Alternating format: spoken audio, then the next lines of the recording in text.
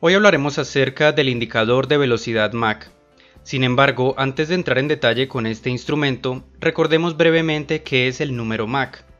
El número Mach corresponde a la relación entre la velocidad TAS, es decir, la velocidad verdadera de la aeronave con respecto al aire, y la velocidad local del sonido bajo ciertas condiciones, la cual en este caso la vamos a abreviar como LSS por sus siglas en inglés. Teniendo esto en cuenta, obtenemos que la fórmula para hallar la velocidad Mach es simplemente dividir la velocidad TAS de la aeronave entre la velocidad del sonido. Es decir, si nos encontramos volando por ejemplo con una velocidad verdadera de 438 nudos y la velocidad local del sonido es de 638 nudos, simplemente tendremos que dividir 438 entre 638. De esta manera obtenemos el número Mach actual de esa aeronave, que en este caso es de 0,68. Esto significa, en otras palabras, que esta aeronave se encuentra volando al 68% de la velocidad del sonido. Ahora, si por ejemplo la aeronave acelera y ahora se desplaza a 523 nudos de velocidad TAS, volvemos a realizar la fórmula y obtenemos que el número Mach aumentó, ya que justamente la aeronave se está acercando cada vez más a la velocidad del sonido. En este caso, un número Mach de 0,82 indica que la aeronave se está desplazando ahora al 82% de la velocidad del sonido. En este orden de ideas entonces, si nos desplazamos exactamente a la velocidad del sonido, en este caso 638 nudos, obtendremos un número Mach de 1, que en otras palabras significa que estamos volando exactamente al 100% de la velocidad del sonido, y a partir de allí estaríamos realizando un vuelo supersónico. Ahora bien, podríamos preguntarnos por qué es importante conocer el número Mach. Pues bien, cuando una aeronave se aproxima a la velocidad del sonido, el flujo de aire sobre ciertas partes de esta pueden alcanzar Mach 1, generándose así una onda de choque como podemos ver en esta imagen. En este caso, la aeronave como tal se está desplazando a través del aire con un número Mach de 0,82, es decir que la aeronave como tal no ha alcanzado la velocidad del sonido. Sin embargo, y a pesar de esto, el flujo de aire que pasa por ciertas partes de la aeronave puede acelerarse y eventualmente alcanzar la velocidad del sonido de Mach 1,0. Lo que sucede con esto es que las aeronaves que no están diseñadas para el vuelo supersónico van a empezar a presentar ciertos fenómenos y efectos que son no deseados. Dentro de estos podemos destacar una mayor resistencia aerodinámica, con lo cual se va a requerir una mayor cantidad de empuje y por lo tanto combustible. También encontraremos bataneo de alta velocidad, que son vibraciones causadas por el flujo turbulento detrás de la onda de choque. También podemos encontrar un fenómeno conocido como Mach Tuck, el cual es una tendencia de cabeceo abajo bastante brusca, y también una reducción de efectividad en los controles de vuelo que pueden llevar hasta una pérdida de control. Justamente para evitar todos estos efectos adversos es muy importante conocer a qué velocidad exacta empiezan a presentarse estas ondas de choque en alguna parte de la aeronave. Y esa velocidad exactamente es conocida como número Mach crítico. Este se define como el número Mach al cual el flujo de aire sobre alguna parte de la aeronave alcanza la velocidad del sonido, es decir, Mach 1, y por lo tanto entonces se empiezan a presentar las ondas de choque. Veamos un pequeño ejemplo para ver cómo se obtiene este número Mach crítico. Supongamos que una aeronave se desplaza con un número Mach de 0,81, es decir que está volando al 81% de la velocidad del sonido. Ahora, si analizamos el perfil aerodinámico de esta aeronave y evidenciamos que el flujo de aire en la parte superior se acelera hasta alcanzar Mach 1,0, podemos entonces determinar que Mach 0,81 es el número Mach crítico, debido a que por debajo de Mach 0,81 el flujo de aire no alcanzará en ningún momento Mach 1,0. Sin embargo, por encima de Mach 0,81 sí vamos a observar el flujo supersónico. Ahora bien, teniendo en cuenta este número Mach crítico, el fabricante de la aeronave establece el número Mach máximo de operación, que se abrevia como MMO, el cual constituye la limitación operacional de la aeronave con relación al número Mach al que puede volar. Usualmente en las aeronaves subsónicas este MMO tiene un cierto margen de seguridad con respecto al número Mach crítico, justamente para evitar que la aeronave se acerque demasiado a esos efectos adversos. En este ejemplo en particular estamos asumiendo que esta aeronave tiene un número Mach crítico de 0,82, es decir que a Mach 0,82 se van a empezar a presentar las ondas de choque y todos estos efectos adversos. Sin embargo, el fabricante de esa aeronave establece como número Mach máximo de operación 0,75, justamente para que la aeronave no se acerque demasiado a ese número Mach crítico y esos efectos adversos. Ahora bien, es importante notar que el número Mach de una aeronave no se puede relacionar directamente a una velocidad indicada en otro instrumento. Básicamente porque, como ya vimos, este número Mach dependerá tanto de la velocidad TAS como la velocidad del sonido, las cuales cambian dependiendo de las condiciones. Veamos entonces primero la relación entre la velocidad TAS y el número Mach. Cuando una aeronave asciende, la densidad del aire se reduce progresivamente, lo cual produce un incremento en la velocidad TAS con respecto a la velocidad indicada. Y como hemos visto ya en videos anteriores, este incremento es de aproximadamente el 2% por cada 1000 pies de incremento de altitud. Con lo cual, observando la fórmula del número Mach, podemos ver que la velocidad TAS es directamente proporcional a este. Con lo cual podemos decir que si la velocidad TAS aumenta, el número Mach también va a aumentar. Lo cual nos indica, en otras palabras, que la aeronave se acerca cada vez más a su número Mach máximo de operación. Pasemos ahora a ver la relación entre la velocidad local del sonido y el número Mach. Cuando una aeronave asciende, la temperatura del aire también se reduce, lo cual produce una reducción en la velocidad local del sonido, ya que ésta depende directamente de la temperatura. En esta fórmula en particular, la temperatura debe expresarse en grados Kelvin. Sin embargo, independientemente de la unidad de medida, podemos ver que es directamente proporcional a la velocidad del sonido. Ahora, entendiendo esto y observando nuevamente la fórmula del número Mach, podemos ver que la velocidad del sonido es inversamente proporcional al número Mach. Esto significa entonces que si la velocidad del sonido se reduce, el número Mach va a aumentar. En otras palabras, la aeronave se acercará cada vez más al número Mach máximo de operación. Estos efectos que se producen al incrementar la altitud dan como resultado un fenómeno conocido como el Coffin Corner, y es que al operar a grandes altitudes, la velocidad de pérdida expresada en TAS va a aumentar, mientras que la limitante de número Mach máximo va a disminuir. Veámoslo por medio del siguiente gráfico de altitud y velocidad TAS. Como sabemos, la velocidad de pérdida es una velocidad indicada constante. Sin embargo, al incrementar la altitud, esa misma velocidad indicada va a corresponder a una mayor velocidad TAS, ya que, como dijimos, esta aumenta en un 2% por cada 1000 pies aproximadamente. Por otro lado, debido a la reducción en la temperatura del aire con la altitud, la velocidad del sonido se va a reducir, lo cual hará que el número Mach máximo de operación se reduzca progresivamente. Esto da como resultado una zona de operación bastante estrecha en la parte superior del gráfico, conocida justamente como el Coffin Corner. Cuando una aeronave opera bajo estas condiciones, si acelera, esta va a exceder el número Mach máximo de operación y por lo tanto aparecerán las ondas de choque. Sin embargo, si desacelera, entrará en pérdida, debido a que alcanzará su velocidad de pérdida expresada en velocidad indicada. Con esto entonces podemos concluir que las aeronaves que vuelan a grandes altitudes tendrán un rango de velocidad operativa bastante restringido, lo cual se puede observar en estos ejemplos. Habiendo visto ya toda esta teoría, resulta evidente que necesitamos un instrumento a bordo que nos indique el número Mach actual de la aeronave, y ese instrumento es justamente el indicador de número Mach. Este puede presentarse como un indicador análogo dedicado únicamente a indicar ese parámetro. Sin embargo, en las aeronaves de la actualidad es más común encontrarlo acoplado a otros instrumentos, como podemos ver en este ejemplo. A continuación veremos una explicación del principio de funcionamiento de cada uno de estos instrumentos, iniciando con el indicador análogo.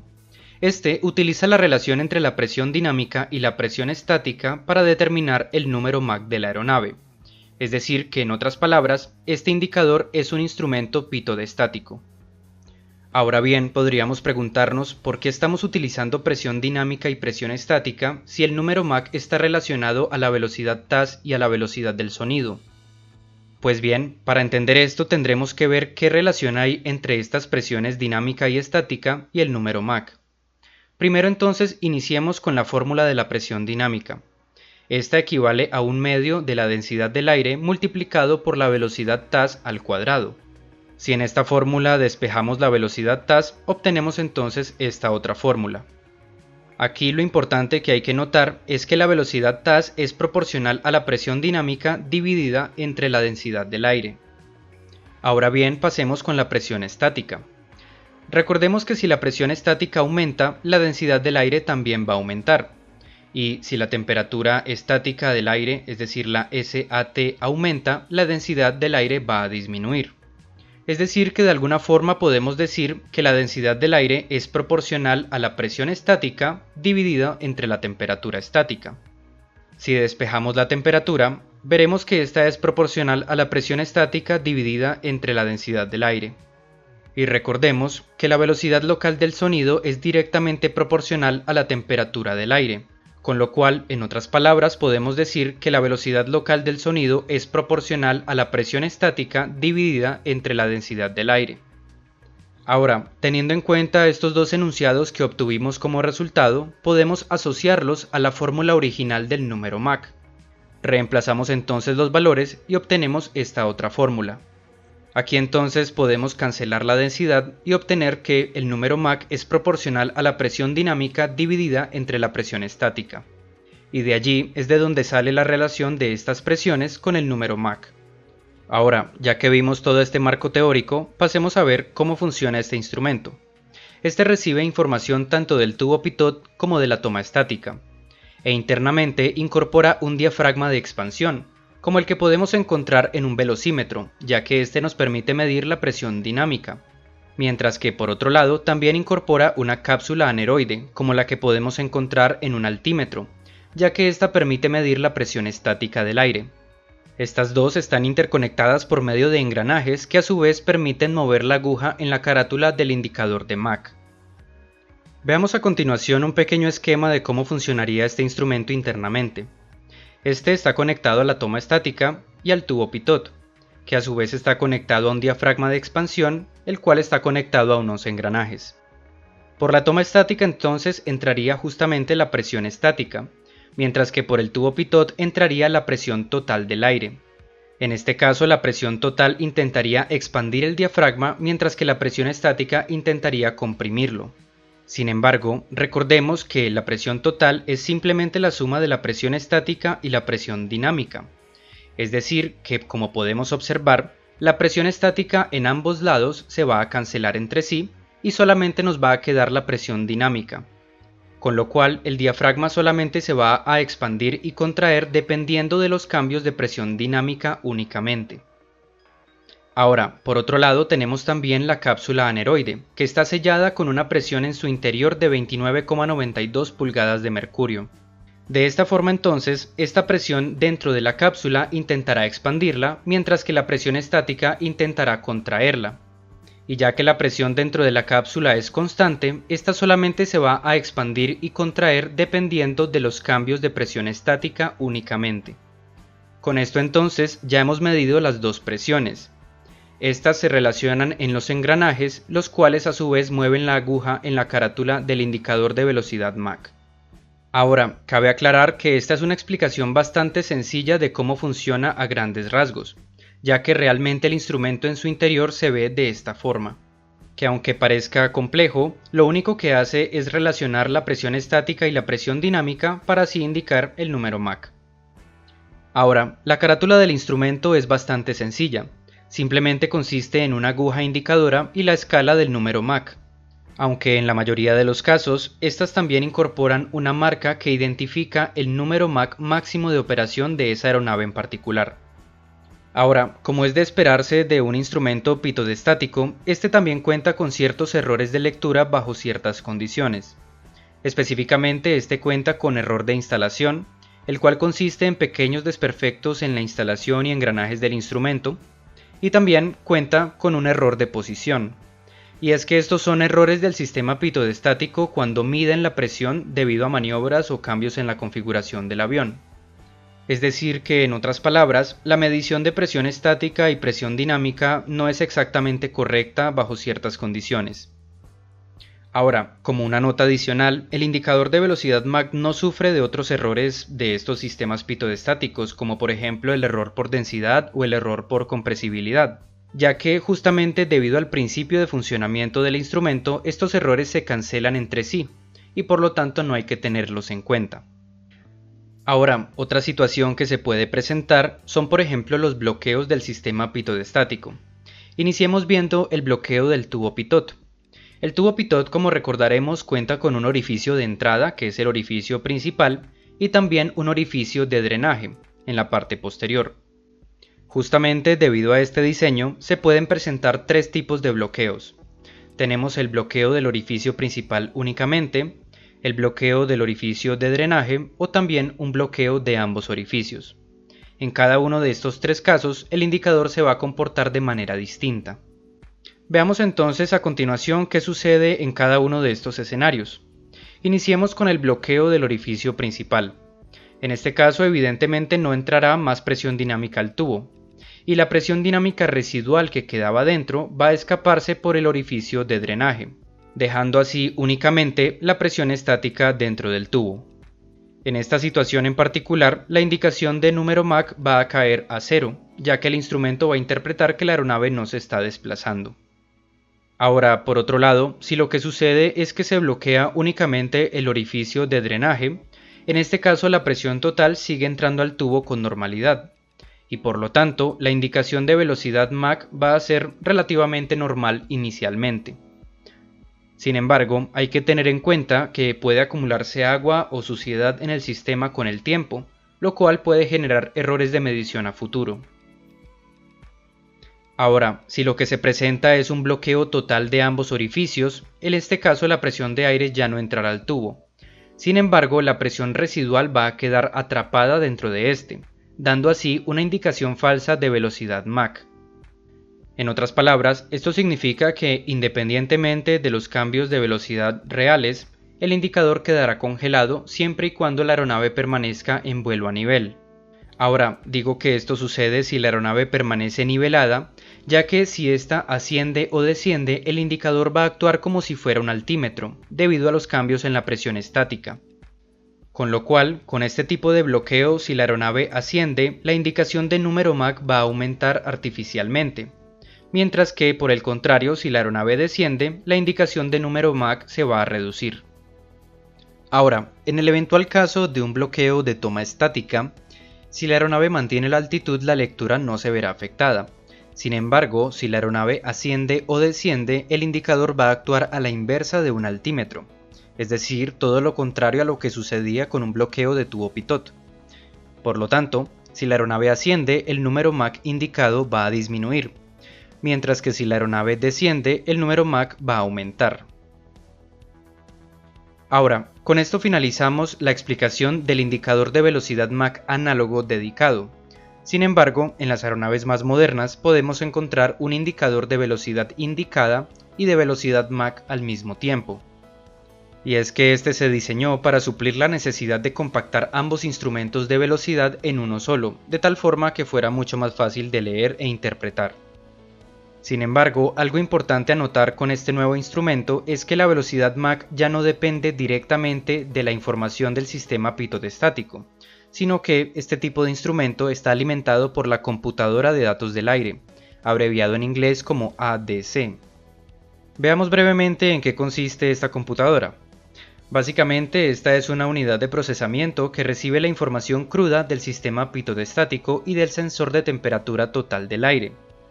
Es decir, que a esta unidad de procesamiento le llega información de presión total del tubo pitot, presión estática de la toma estática y la temperatura total del aire justamente de ese sensor. Después, la unidad procesa esta información y calcula directamente los diferentes parámetros relevantes que son enviados electrónicamente hacia los instrumentos en la cabina. Estos parámetros comúnmente son la altitud, la velocidad indicada, la velocidad vertical, la temperatura estática del aire, la velocidad verdadera o TAS, la velocidad local del sonido y finalmente el número Mach. Ahora, exactamente cómo hace esta computadora para determinar el número Mach y enviar la información al indicador de número Mach. Pues bien, inicialmente la computadora calcula directamente los valores de temperatura estática del aire y la velocidad TAS o velocidad verdadera de la aeronave. Con esta información entonces, la unidad puede determinar la velocidad local del sonido aplicando una simple fórmula y posteriormente aplicar la fórmula original del número Mach, que es tomar la velocidad TAS y dividirla entre la velocidad local del sonido. Cabe aclarar que utilizar esta computadora para realizar estos cálculos en lugar de información directa del sistema pitostático tiene muchos beneficios. Dentro de ellos podemos destacar que no se requieren tantas partes móviles mecánicas, y también que la información queda codificada electrónicamente, de tal forma que puede ser enviada a otros instrumentos. Sin embargo, hablaremos un poco más en detalle de las prestaciones de la computadora de datos del aire en un siguiente video. Ahora bien, podríamos preguntarnos ¿para qué se necesita integrar el velocímetro con el indicador de número Mach? Pues bien, realmente estas velocidades, aunque no tienen una relación directa, sí tienen que ser utilizadas en conjunto durante la operación. Y es que a bajas altitudes la velocidad se ve limitada principalmente por cuestiones estructurales. Es decir, que el límite de velocidad de la aeronave lo establece la resistencia estructural de la aeronave en velocidad indicada, conocida como VMO.